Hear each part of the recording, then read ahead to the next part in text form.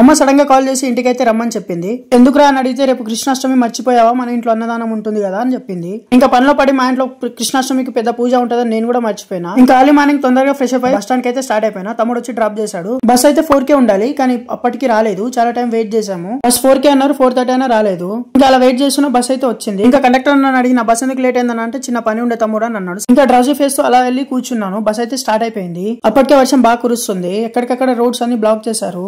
Bus లో UPI ఉంటదని చెప్పేసి నేనైతే క్యాష్ క్యారీ చేయలేదు. కానీ కండక్టర్ ఖచ్చితంగా క్యాష్ కావాలి అన్నాడు. ఇంకా తెలిసిందే కదా దరిద్రం ఎప్పుడు నా చుట్టూ 24 hours ఉంటది అని. వాడు దరిద్ర దేవత మంచి స్నేహితులు, అతనిని బాగుపరచుట బహుదుర్లభము. ఇంకా కండక్టర్ ఎలాగో అలా చేసి టికెట్ అయితే ఇచ్చాడు. అతనికి ఫోన్ పే చేసా. ఇంకా అప్పటికి పడుకుని లేసాక సంగారెడ్డి అయితే వచ్చింది. టైం తెలియకుండా చాలా దూరం అయితే వచ్చేసాం. ఎప్పటికి ఇంకా వర్షం అయితే తగ్గనే లేదు. ఇంకా నా ముందు అయితే ఒక అమ్మాయి అయితే గొడుగు తీసుకొని వెళ్తుంది. నేనైతే ఆమె ఆసరా తీసుకొని ఇంటి సైడ్ అయితే వెళ్తున్నాను. ఇది మా విలేజ్ లో ఏకైక థియేటర్. ఒకప్పుడు మేము అన్ని సినిమాలు దాంట్లోనే చూసేవాళ్ళము. ఇంకా ఇంటికైతే వచ్చేసిన. నేను నాటిన మొక్కలు, చలి నాటిన మొక్కలు ఒకసారి ఇంత పెద్ద చూసుకున్నాము. ఇది మా నాన్నకు ఫేవరెట్. మా నాన్న వాళ్ళ రూమ్ లో ఉంటది అది ఎప్పుడు. ఇంకా ఉదయాన్నే దేవుడికి దీపం పెట్టి పూజ అయితే చేశాడు మా నాన్న. ఇప్పుడు మార్నింగ్ తొందరగానే చేసేస్తాడు.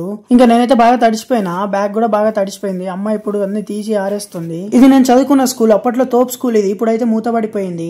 ఇంకా నాకైతే తల బాగా పట్టుకుంది. వర్షంలో బాగా తడిచా. ఇప్పుడు ఫ్రెష్ అప్ అయి తిని అయితే కలుద్దాం మరి మంచి వీడియోతో. చూస్తూనే ఉండండి Nikhil Sri life. Follow, share and subscribe.